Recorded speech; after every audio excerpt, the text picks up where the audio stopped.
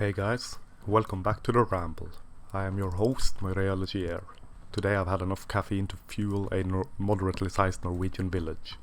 And this is Walk a Mile in His Shoes. Men, we are told from an early age, need to understand the female experience. We need to put ourselves in her shoes. To walk a mile in her shoes, as the campaign put it, a preposterous piece of petty propaganda that, amongst other things, saw military men dressed in high heels, walking a mile, all being champions for this newfound sense of equality, which seems to be so important in this dreary days of the post-apocalypse. Of course, the notion that military men know no hardships like your average woman knows is a ridiculous notion all alone on its lonesome. Yet this did not seem to compute to the vast and varied masses out there. All and sundry swallow the pernicious propaganda with all the cheers and jubilations a juvenile and immature mind could ever cheer and jubilate.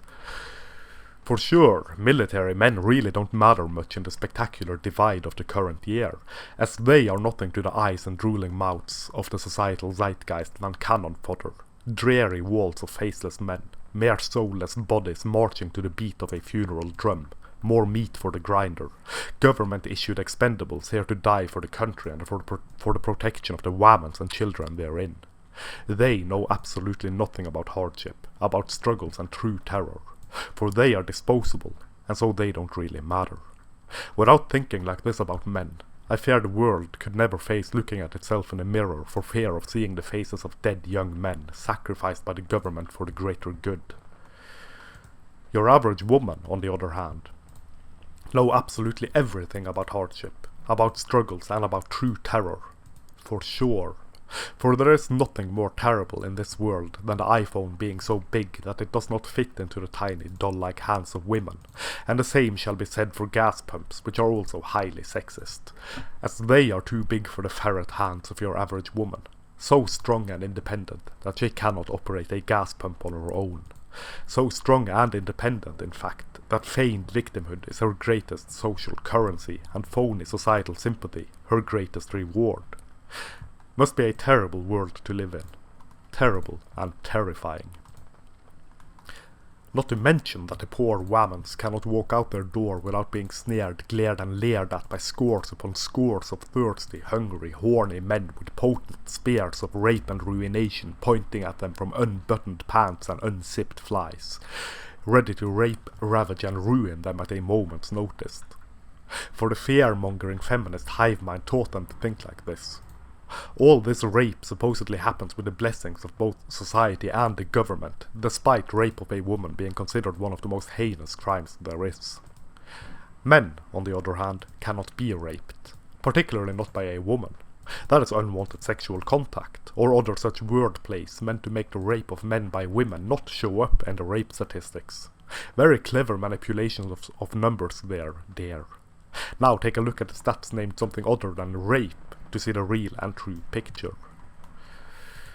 Fostering fear of boys and men in girls and women is not a good thing to do, one should imagine. It is not good for girls or women, nor is it good for boys and men. But when one is engaged in a perpetual war, one needs a perpetual enemy. And one needs to perpetuate the war, one needs to foster fear and resentment towards the enemy. In fact, one needs to dehumanize and demonize the enemy so that he becomes a caricature, a big, scary and threatening thing that one should feel no shame about tearing down and destroying. A machine of rape and ruin, death and destruction, war and weapons. This nonsensical gender war is a perpetual war. An entire generation of boys and young men is unwitting and unwilling casualties, fleeing the war in confounded confusion. Not really sure what they've done wrong, but damn sure that they've done something wrong. Otherwise, the entirety of the society surrounding them would not be telling them that they've done something wrong. And oh, and wow, and woe, and show, if only he could walk a mile in her shoes, understand her perspective, see things the way she does. Maybe he could be forgiven, and be accepted into the folds of the high and mighty, the clean and untainted part of society. If only he laid down his cock and balls and learned how it is for a woman to navigate the wicked world we inhabit, he could be saved, salvaged and celebrated for learning to be good instead of beat down for being inherently bad. And so the story goes. And so do the winds of war blow, and ye gods do they blow. they blow big time. All the talk that men need to understand a woman and her lived experience, her terrible terror and frantic fear, her absurd anxiety and dismal dread leave something out of the equation. Something big and grim and ghastly. That is the experience of men. Or rather, it is a call for women to understand the lives of men. Hell, men would do well in understanding the lives of men as well, as we are being denied a positive identity in and of ourselves. Our lives should focus on doing what is good for women. Saving, sheltering, providing and protecting, all the while being shamed for not doing this good enough, and being shamed for doing it, despite being told that we must do it, all the while being told that women don't need men, except that they obviously do, since men always need to step up and fix things, not least of all themselves, so that the world is safer for women, despite women generally living lives that are far safer and far more secure than those of men. Now, I am a bleeding heart kind of guy. I really do believe that everyone would do well in being more empathetic and understanding towards other people. And when I say everyone, I mean just that. Everyone. Not only women, not only men. Mainly, this runs on an individual level, from individual to individual, all showing care and compassion towards each other, and reciprocating in kind. Naive perhaps, and hopelessly romantic maybe, but a boy can dream, can he not? As a group, men are denied the luxury of empathy on a societal level, talking about the struggles men face, all this MRA stuff. It would not face as much backlash from the mainstream as it does if this were not the case. It is, in fact, self-evident if one is able and capable of tearing the blindfold of feminism and gynocentrism away from one's eyes for but a split second, which admittedly is a tall order considering how long this dogmatic serpent cult have been infesting our societal institutions, burrowing into the minds and thoughts of people as being a force for good, decent, honourable and noble equality, here to protect and save and liberate the whammons from the horrid grip of the men's. That they made men the enemy don't seem to matter much. An entire group of people sorted out for shame and ridicule, and clear, searing, obvious, outspoken hatred and vitriol for nothing but a random, haphazard chance of their birth. This don't matter none at all. In a society in which men are privileged, one would assume this to not be the case. But, oh, you know, by God, by golly, by gobbledygook, patriarchy hurts men too. That's what the clever parrots keep parroting.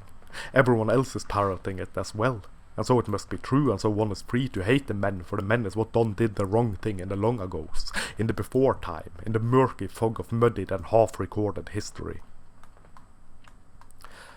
Like keeping the wheels running long enough to get us out of the death grip of pre-civilization, greasing the wheels of industry to raise the standards of living exceptionally, fighting, dying and suffering in selfless sacrifice for the greater good of home, of hearth, of society and nation and country and the women and children therein, being sold tall tales of societal goods and social blessings when they come back from war, only to find a society turned against them and blaming them for all bad in the world, as the world turns and the clock turns and the lives of relative luxury became dull and boring and something needs to give, someone needs to give, and so the floodgates open and the roaring hatred, the collective Jungian shadow of humanity comes roaring and screaming, seeking someone to hate and something to fight. Foreseeing the true meaninglessness, the dread of existence, the boredom setting in when things are good for a time, is too much for some people. Purpose must be found somewhere, in something, somehow. Combat deaths, suicides, work-related injuries and death, drug addiction, drug overdose, alcoholism, homelessness, victims of violence and more flow from the mouth of the shamed and broken masculine. Dropouts, burnouts, lost in the ether, tarred and feathered by a society and a system that tell us that we are not needed, that we are obsolete at best and a terror and a danger at worst. A terror and a danger towards women, of course, as women are the most divine and the most sacred and the most sanctified, the pure form of humanity, apparently.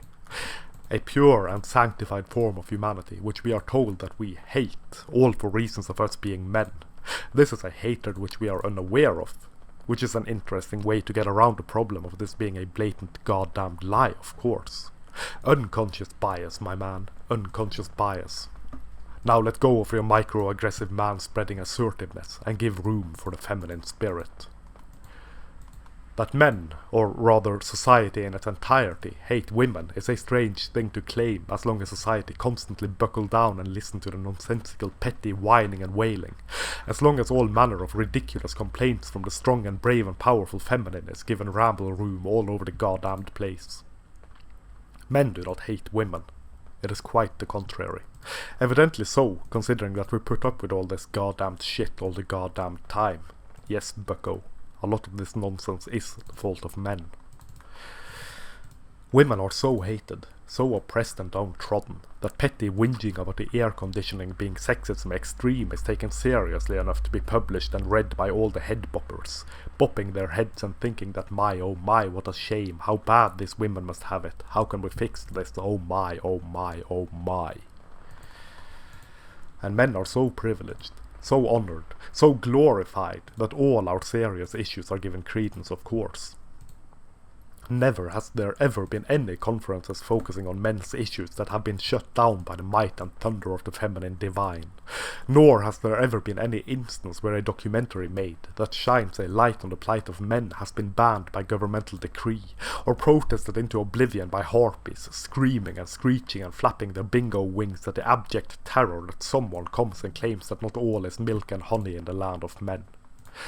That someone, in fact, goes against the prevailing narrative, thus threatening the might, power and infrastructure which the serpent cult so dogmatically have built around its nest, great protective walls reaching all the way to the high heavens above. It is a strange claim from the feminist hordes, this, that the troubles and struggles of men are not heard and are not told due to other men standing ready to shame men for opening up and spilling the beans.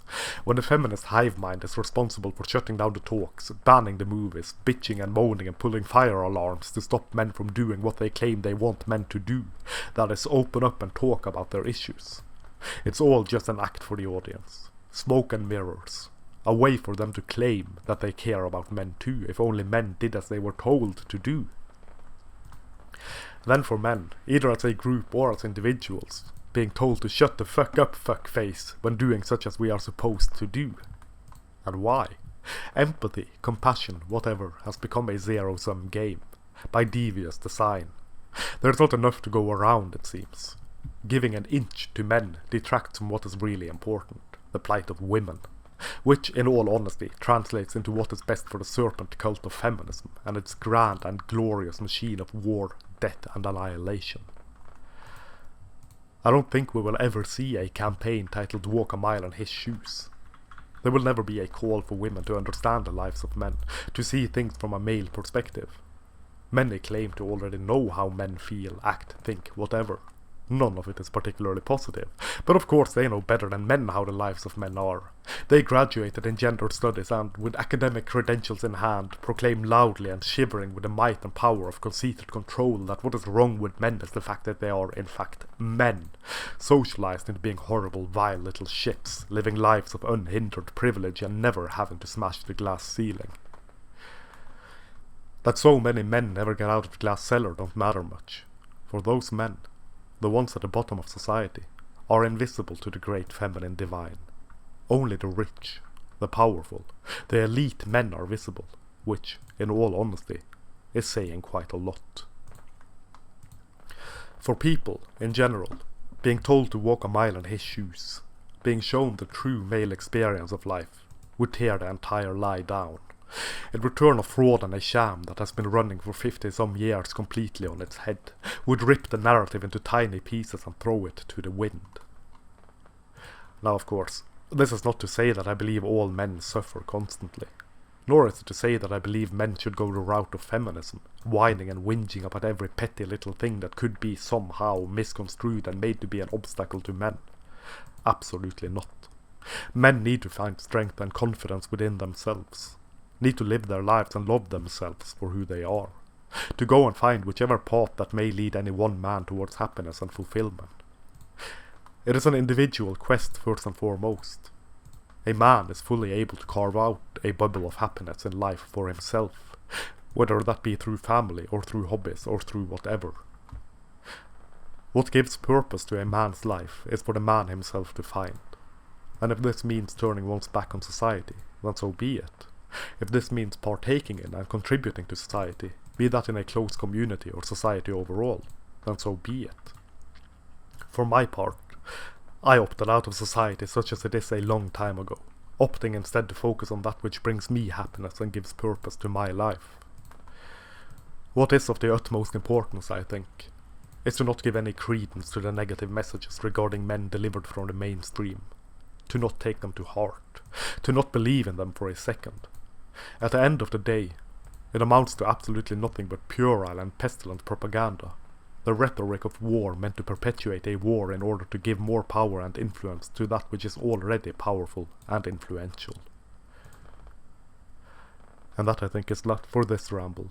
Thank you very much for listening. I hope you enjoyed it more than my previous ramblings. If you wish to support the channel and the blog in any way, please check out the links down below, and I'll catch you next time. This is my Reality Air, signing off.